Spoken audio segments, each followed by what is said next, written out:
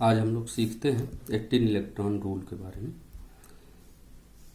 किसी भी coordination compounds में या ऑर्गेनोमेटेलिक कंपाउंड्स में जो मेटल एटम होता है उसका जो वैलेंस ऑर्बिटल्स होता है वो ns2 n-1d10 और np6 माना जाता है।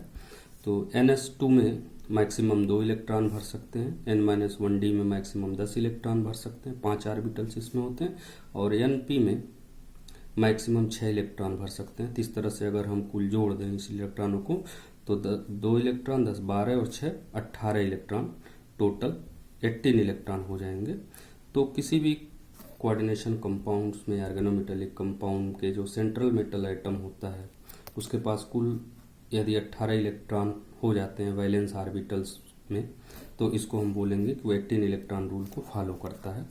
ये इलेक्ट्रॉन काउंट करते समय ये 18 होना जो कोई ज़रूरी नहीं है, कम या ज़्यादा भी हो सकता है, तो वो इस 18 इलेक्ट्रॉन रूल से डेविएट करते हैं। एक चीज़ और आप लोगों ने पढ़ा होगा, इफेक्टिव एटॉमिक नंबर।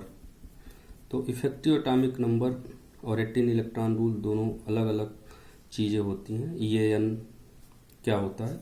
किसी भी मेटल का जो टोटल इलेक्ट्रॉन होता है, मेटल का टोटल, उसका वैलेंस इलेक्ट्रॉन नहीं, केवल मेटल का टोटल इलेक्ट्रॉन, यानी कि टोटल मेटल इलेक्ट्रॉन और प्लस जो कॉम्प्लेक्स बनाते समय लिगैंड डोनेट कर देते हैं इलेक्ट्रॉन से, यानी इलेक्ट्रॉन डोनेटेड फ्रॉम लिगैंड। तो ये जो होता है वो इफेक्टिव एटॉमिक नंबर हो जाता है। और यहाँ भी एक इफेक्टिव एटॉमिक नंबर रूल क्या हो जाता है, अगर उस कॉम्प्लेक्स में मेटल का जो एटॉमिक टोटल इलेक्ट्रॉन काउंट आ रहा है वो मान लीजिए 36 आ रहा है, और मेटल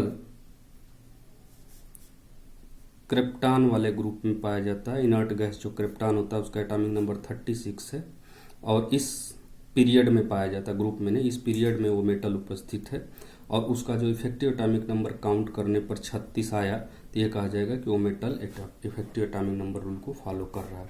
जैसे मान लीजिए क्रोमियम मेटल का कोई कॉम्प्लेक्स है, तो क्रोमियम मेटल जिस पीरियड्स में पाया जाता है उसका जो लास्ट इनर्ट गैस है लास्ट ग्रुप में, वो क्या होता है? क्रिप्टॉन होता है, और इसका एटॉमिक नंबर 36 होता है। तो इस क्रोमियम का जो टोटल इलेक्ट्रॉन काउंट करेंगे, अगर 36 आएगा उस कॉम्प्लेक्स में, तो एक आ जाएगा कि effective atomic number rule follow कर रहा है, और अगर ये कम ज़्यादा होगा तो ये effective atomic number rule follow नहीं कर रहा है।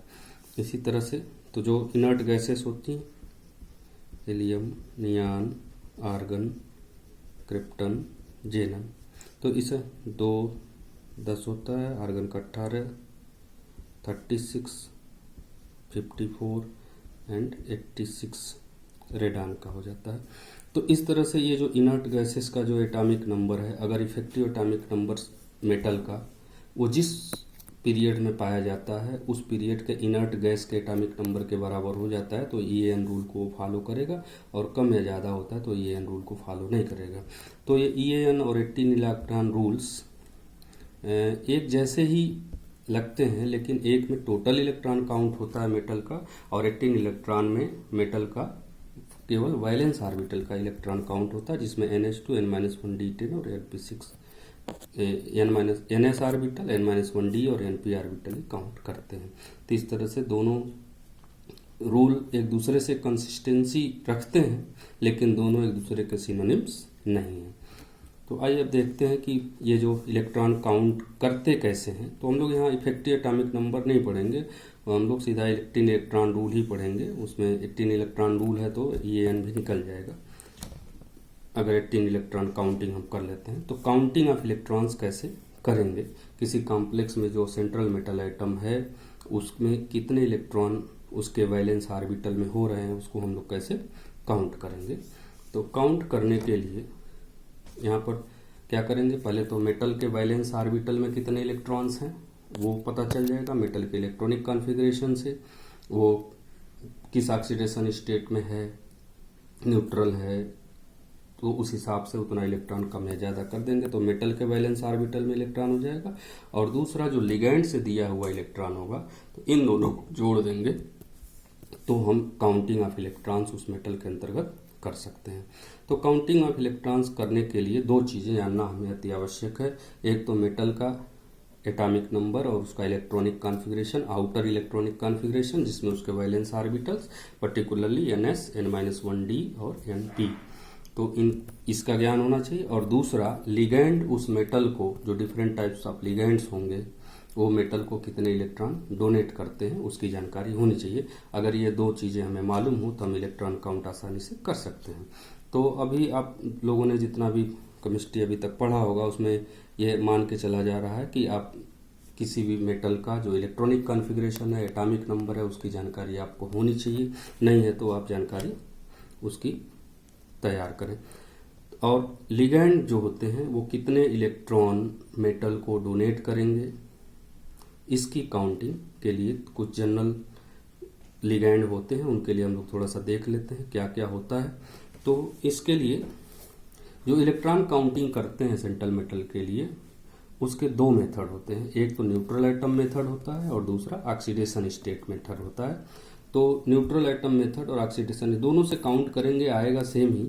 न्यूट्रल एटम मेथड ज़्यादा आसान है, कन्फ्यूजिंग नहीं होगा। ऑक्सीडेशन स्टेट में थोड़ा सा मेटल का ऑक्सीडेशन स्टेट और लिगैंड्स का भी कौन सा कोई पॉजिटिव चार्ज या नेगेटिव चार्ज है तो उसका भी ध्यान हमें रखना पड़ता है। न्यूट्रल एटम मेथड में उतना ज़्यादा दिक्कत नहीं होती है। न्यूट्रल एटम मेथड से हम आसानी से काउंट कर सकते हैं। तो पढ़ेंगे हम लोग दोनों, लेकिन प्रीफर करेंगे न्यूट्रल एटम मेथड को। तो एक एक कुछ जनरल लिगैंड्स जिनसे कॉम्प्लेक्सेस बनते हैं उनको ले लिया जाए और देखा जाए कि उनका न्यूट्रल एटम मेथड से और ऑक्सीडेशन स्टेट मेथड से मेटल को डोनेट करने वाले इलेक्ट्रॉनों की संख्या क्या होती है उसको देख लिया जाए, जिससे कि हमें इलेक्ट्रॉन काउंटिंग करने में आसानी हो जाए। तो यहाँ पहला दिया हुआ है कार्बोनिल। तो कार्बोनिल यानी कार्बन मोनोऑक्साइड है, ये MCO बना हुआ है। ये टर्मिनल होगा, ब्रिजिंग नहीं अभी दिया जा रहा है, टर्मिनल है। तो कार्बोनिल में हमेशा न्यूट्रल एटम मेथड में भी 2 इलेक्ट्रॉन काउंट होगा और ऑक्सीडेशन स्टेट मेथड क्योंकि न्यूट्रल है तो दोनों ही परिस्थितियों में ये 2 ही इलेक्ट्रॉन काउंट इसके लिए किया जाता है। अगर ये ब्रिजिंग हो जाए, MuCO जैसे यहाँ पर दिया हुआ है, यानी ब्रिजिंग कार्बोनिल हो जाए, मेटल कार्बोनिल मेटल, 2 मेटल के बीच में ब्रिजिंग हो जाए, तो भी दोनों मेथड्स में 2-2 इलेक्ट्रॉन ही काउंट होगा। ऐसे ही फास्फीन है PR3, इसमें भी फास्फोरस पर एक लोन पेयर होगा ऐसे, और यही लोन पेयर जो है क्या हो जाएगा, मेटल को डोनेट कर दिया जाएगा। तो इधर से कितना इलेक्ट्रॉन काउंट हो जाएगा, 2 इलेक्ट्रॉन काउंट हो जाएगा। न्यूट्रल लिगैंड है तो फास्फीन के लिए भी चाहे न्यूट्रल मेथड हो चाहे ऑक्सीडेशन नंबर मेथड हो, दोनों में 2-2 इलेक्ट्रॉन का काउंट ही माना जाएगा।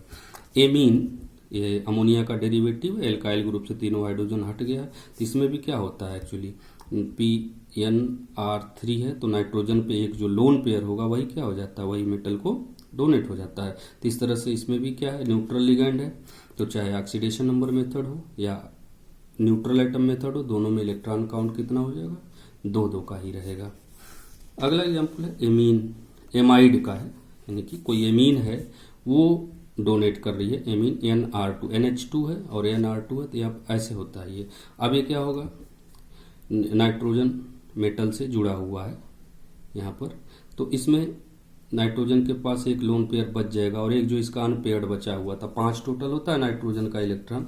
1-2 इधर एल्किल ग्रुप से जुड़ने में लगा दिया और 2 लोन पेयर के रूप में बचा हुआ 4, और एक जो है वो मेटल के साथ बॉन्ड बना लेगा। तो इस तरह से जब न्यूट्रल मेथड में लेंगे तो कितना काउंट करेंगे, 1 इलेक्ट्रॉन का काउंट करेंगे। अब ये आप न्यूट्रल मेथड का पता कर लीजिए, फिर फार्मल चार्ज निकाल लीजिए। इधर देखिए फार्मल चार्ज है, जहाँ तक न्यूट्रल लिगैंड था वहाँ पर फार्मल चार्ज 0 होना ही था। अब यहाँ पर आ रहा है एमीन में, तो अगर हम न्यूट्रल मेथड से जान लेंगे और फार्मल चार्ज निकाल लें तो ऑक्सीडेशन स्टेट मेथड से कितना काउंट होगा वो आसानी से निकाल सकते हैं। जैसे मान लीजिए कि ये एमीन था, एमाइड, अब इसमें से नाइट्रोजन और मेटल के बीच में एक सिंगल बॉन्ड बना हुआ है, तो अब इन दोनों के बीच में इलेक्ट्रोनेगेटिविटी किसकी ज़्यादा होगी, नाइट्रोजन की ज़्यादा होगी। तो इस तरह से नाइट्रोजन क्या करेगा, पार्शियली इलेक्ट्रॉन को विड्रा कर लेगा अपने तरफ और इस नाइट्रोजन एटम पर पार्शियल नेगेटिव चार्ज हो जाएगा, इसलिए इसका फार्मल चार्ज कितना हो जाएगा, -1 हो जाएगा।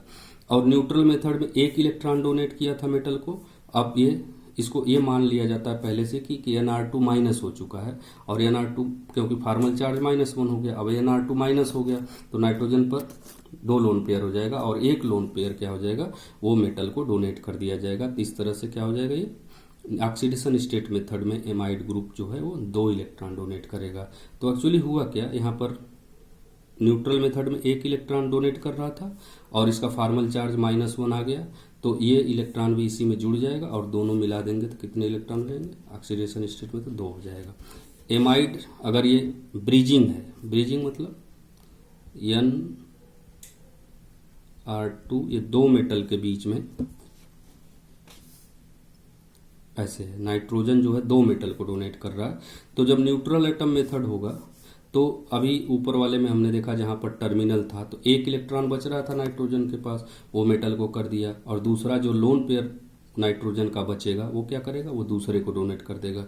तो कुल कितना डोनेट किया, 3 इलेक्ट्रॉन डोनेट कर देगा।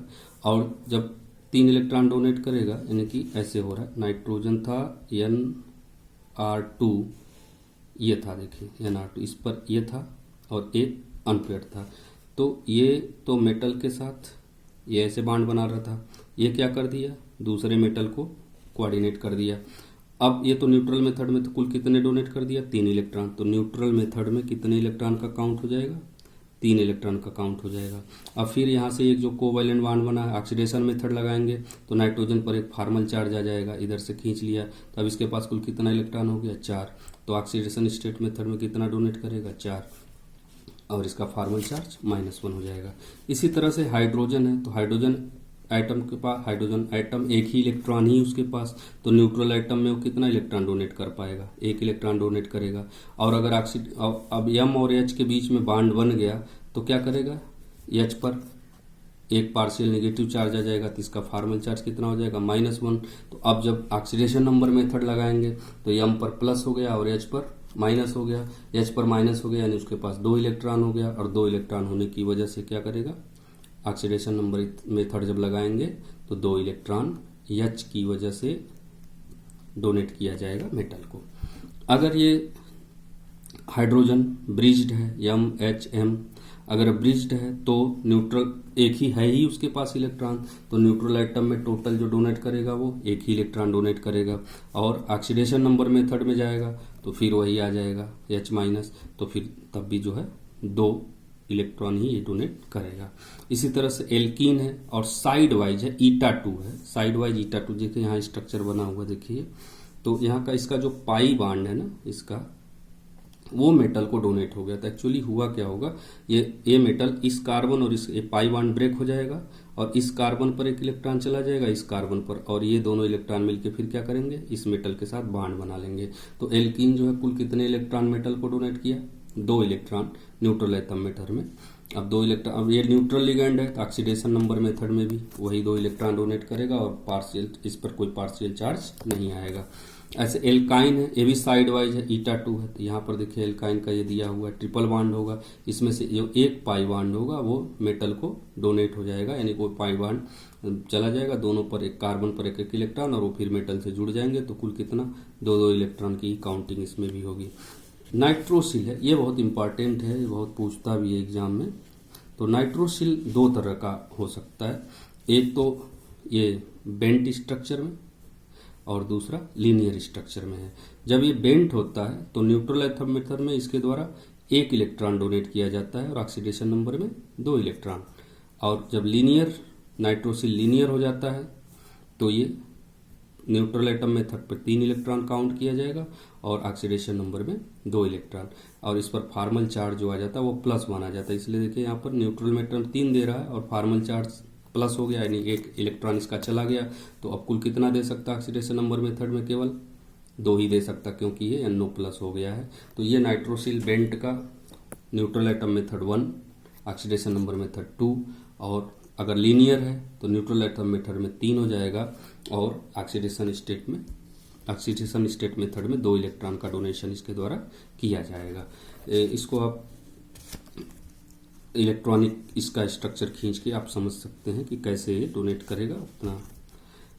कार्बीन है तो कार्बीन का मालूम ही है, ऐसे डबल बॉन्ड का कार्बीन में 2 एल्किल ग्रुप या हाइड्रोजन जो भी हो, इसके पास 2 अनपेयर्ड इलेक्ट्रॉन होता है और यही दोनों अनपेयर्ड इलेक्ट्रॉन मेटल के साथ बॉन्डिंग बना लेते हैं तो ये कार्बन न्यूट्रल एटम मेथड में कुल कितना करेगा, 2 इलेक्ट्रॉन का डोनेशन करेगा।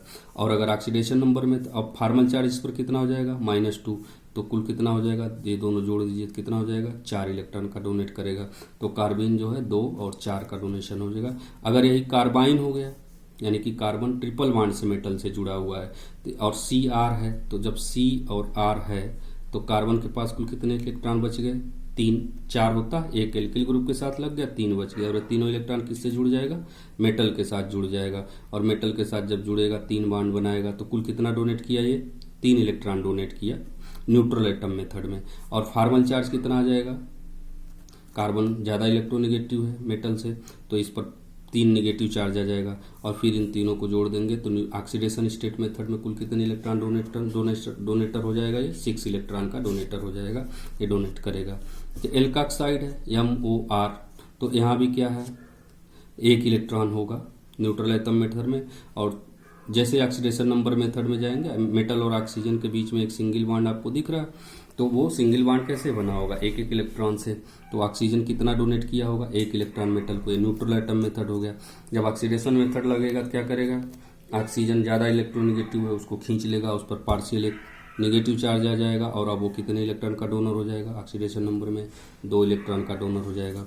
इसी तरह से एल्किल में भी सेम जाएगा, यहाँ पर R डायरेक्ट जुड़ा हुआ है तो R 1 और 2 का जाएगा।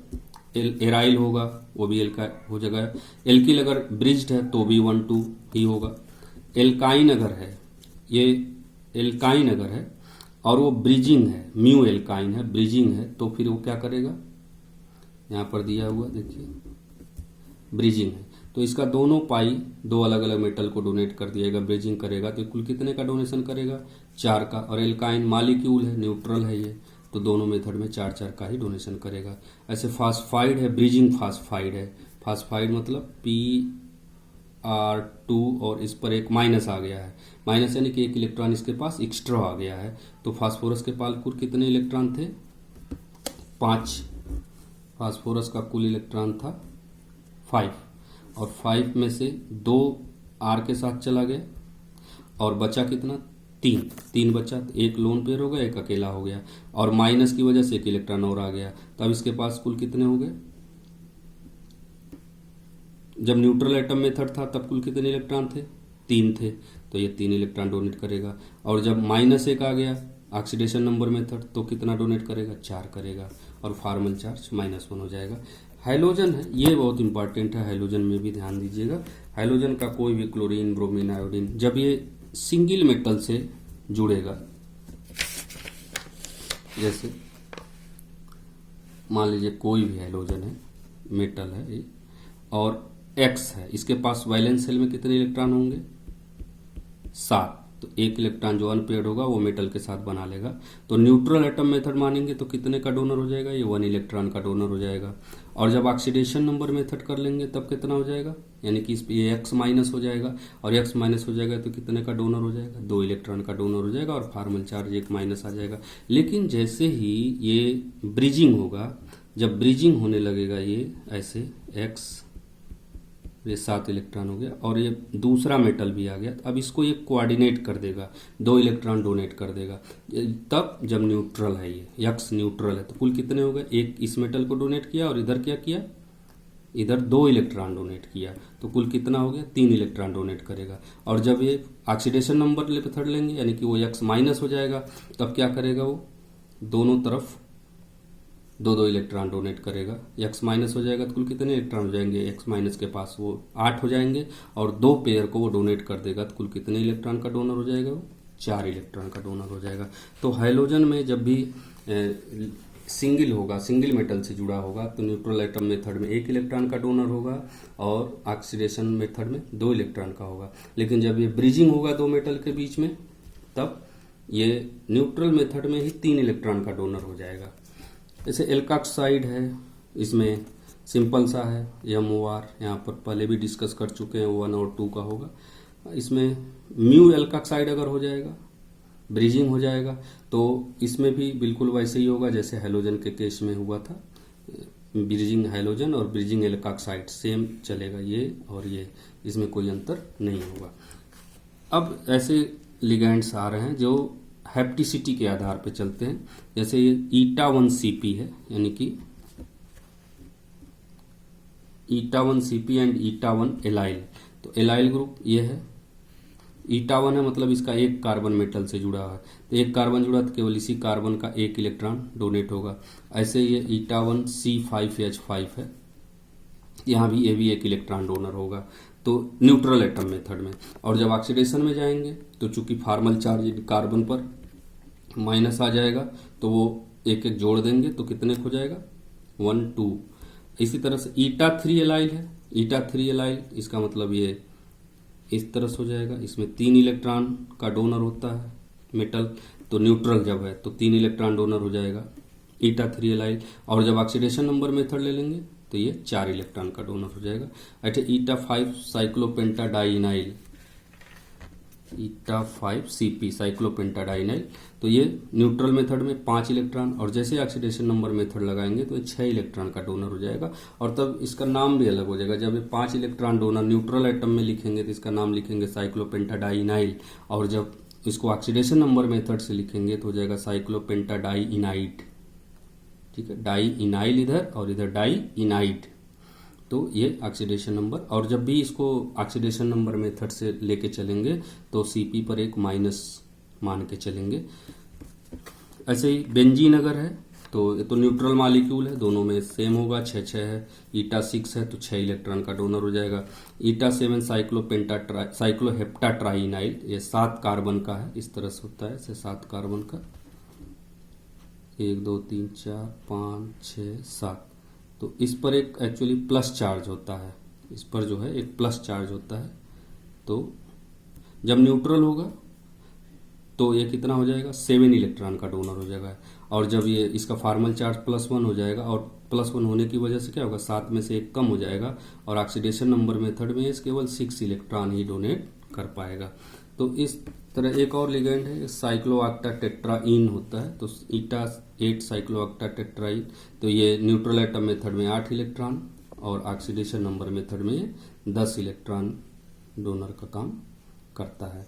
तो इस तरह से ये कुछ कॉमन लिगेंड्स थे जिनमें इलेक्ट्रॉन काउंटिंग मेटल के लिए कितना करते हैं, यानी कि ये कितना डोनेट करते हैं, वो डिपेंड करता है कि हम कौन से मेथड को अडॉप्ट कर रहे हैं, न्यूट्रल मेथड को अडॉप्ट कर रहे हैं कि ऑक्सीडेशन नंबर मेथड को अडॉप्ट कर रहे हैं। तो इस तरह से हम लिगेंड्स के बारे में देख ले। अब कुछ एग्जाम्पल्स लेके देखते हैं हम लोग काउंट करके कि कितना सेंट्रल मेटल के वैलेंस ऑर्बिटल में कितना इलेक्ट्रॉन होगा। तो अभी हम लोग इलेक्ट्रॉन काउंटिंग के लिए देख रहे थे कि 2 मेथड यूज होता था, बताया, एक न्यूट्रल एटम मेथड और एक ऑक्सीडेशन नंबर मेथड में। न्यूट्रल एटम मेथड में मेटल को भी न्यूट्रल लेंगे, उस पर हम कोई चार्ज नहीं लगाएंगे, और लिगेंड को भी एज ए न्यूट्रल ही ट्रीट करेंगे, जैसे वो जैसा उसका नेचर है बस उसी को मानेंगे। मेटल की वजह से उसके ऊपर कोई इलेक्ट्रॉन गया नहीं गया उसको काउंट नहीं करेंगे। और ऑक्सीडेशन नंबर मेथड में मेटल और लिगेंड दोनों के ऑक्सीडेशन नंबर को ध्यान में रखेंगे। तो एक एग्जाम्पल लेते हैं, उसको लेके करते हैं तो ज़्यादा क्लियर हो जाएगा। तो हम लोग एक एक एग्जाम्पल ले करके देखते हैं कि इनकी इलेक्ट्रॉन काउंट को कैसे हम निकाल सकते हैं। तो देखिए यहाँ पर PtCl4 2- टेट्राक्लोरोप्लेटिनेट सेकेंड है। तो प्लेटिनम का एटॉमिक नंबर जानना पड़ेगा। तो सबसे पहले ये जानना पड़ेगा कि प्लेटिनम किस ग्रुप का है। तो देखते हैं हम लोग, देखिए प्लेटिनम मेटल जो है, अब यहाँ पर इसको काउंट करने के लिए आपको मेटल का इलेक्ट्रॉनिक कॉन्फ़िगरेशन उसका आउटर वाला जानना चाहिए। तो टोटल अगर नहीं भी आपको याद है, जैसे प्लेटिनम का देखेंगे ग्रुप क्या है, ये निकिल ग्रुप का है, निकिल, पैलेडियम और प्लेटिनम। तो इसका तो नहीं मालूम है, लेकिन निकिल का आपको मालूम है। निकिल का कितना होता है 28, और लास्ट कॉन्फ़िगरेशन क्या होता है इसका 4s2 3d8, ये होता है इसका 4s2 3d8, और 4p में इसके कोई इलेक्ट्रॉन नहीं होता है, ये होता है। तो कुल न्यूट्रल है, अभी निकिल पर कोई इलेक्ट्रॉन निकला उकला नहीं है इसमें, तो इस तरह से है। तो इसका कुल कितना इलेक्ट्रॉन हो गया 2, और ये 10 इलेक्ट्रॉन हो जाएगा इसका निकिल का। तो प्लेटिनम में भी सेम चलेगा, बस क्या हो जाएगा, ये 4 का 6 हो जाएगा, 6s2 5d8 और 6p 0 हो जाएगा। तो इलेक्ट्रॉन जो काउंट है न्यूट्रल एटम को कितना हो जाएगा, तो प्लेटिनम की वजह से इलेक्ट्रॉन कितना हो जाएगा, 10 इलेक्ट्रॉन हो जाएगा। और 4 Cl है, तो 4 Cl है, न्यूट्रल एटम मेथड में Cl के लिए कितना काउंट करते थे, 1 इलेक्ट्रॉन, 1 Cl के लिए। तो 4 Cl के लिए कितना इलेक्ट्रॉन काउंट करेंगे, 4 इलेक्ट्रॉन काउंट करेंगे। और एक कॉम्प्लेक्स के ऊपर 2 निगेटिव चार्ज है, यानी कि 2 चार्ज बाहर से आया है। देखिए हमने क्या किया, मेटल को भी न्यूट्रल रखा, क्लोरीन को भी जैसा था वैसे ही रखा, लेकिन 2 निगेटिव लगा रहे हैं, 2 फॉरेन, 2 चार्ज, 2 इलेक्ट्रॉन जो है बाहर से आए हुए हैं। तब इसको क्या करेंगे, निगेटिव चार्ज की वजह से 2 इलेक्ट्रॉन और जोड़ देंगे। तो ये कितना आ जाएगा, अब ये हो जाएगा PtCl4, 2 माइनस में जो इलेक्ट्रॉन काउंट होगा 10, 4, 14 और 16 इलेक्ट्रॉन हो जाएगा। तो ये क्या कर रहा है, 18 नहीं पूरा हो रहा है, यानी कि 18 इलेक्ट्रॉन रूल को फॉलो नहीं कर रहा है। तो ये कॉम्प्लेक्स कैसा है, स्क्वायर प्लेनर है, ये 18 इलेक्ट्रॉन रूल को फॉलो नहीं कर रहा, फिर भी स्टेबल होता है। स्क्वायर प्लेनर में स्टेबिलिटी ज़्यादा होती है, इसलिए 16 इलेक्ट्रॉन होते हुए भी स्टेबल हो जाता है स्क्वायर प्लेनर में। 18 इलेक्ट्रॉन रूल को ये फॉलो नहीं कर रहा फिर भी। तो ये तो हो गया न्यूट्रल एटम मेथड में। ऑक्सीडेशन नंबर मेथड में क्या करें, अब इसमें देखिए, इसमें क्या है, Cl इन जनरल जब हम लोग ऑक्सीडेशन स्टेट निकालते हैं तो Cl कैसा होगा, Cl माइनस के रूप में, लिगेंड के रूप में होगा। और ऊपर 2 चार्ज है, तो प्लेटिनम का ऑक्सीडेशन स्टेट कितना हो जाएगा, +2 हो जाएगा, तभी ऊपर 2 माइनस है इसमें। तो ये आप में मान के चलते हैं कि आपको निकालने आता हो। तो प्लेटिनम 2+ का कितना हो जाएगा, अब 2+ में देखिए क्या था, 6s2 5d8 था। तो जब ये 2+ में जाएगा तो कौन सा निकल जाएगा, 6s वाला। तो उससे हमें नहीं मतलब है, बस 10 था 2 निकाल दीजिए आप, 10 था 2 निकल गया, कितना बचेगा, 8 इलेक्ट्रॉन बचेगा। और 4 Cl-। अब ऑक्सीडेशन नंबर मेथड से जब Cl- हाइड्रोजन जाएगा तो कितने इलेक्ट्रॉन का डोनेटर हो जाएगा, ये 2 इलेक्ट्रॉन का। तो 4 मिलके कितना हो जाएगा, 8 इलेक्ट्रॉन हो जाएगा। और निगेटिव चार्ज का इसका कोई यूज नहीं है, कोई ऑक्सीडेशन नंबर मेथड में जाएंगे तब फिर इसको चार्ज को नहीं जोड़ेंगे, क्योंकि वो सब अंदर ही जोड़ लिया गया है। तो ये कितना हो जाएगा, PtCl4, 2 माइनस जब करेंगे तो 16 इलेक्ट्रॉन हो जाएगा। तो दोनों मेथड से सेम आएगा। एक दूसरा इलेक्ट्रॉन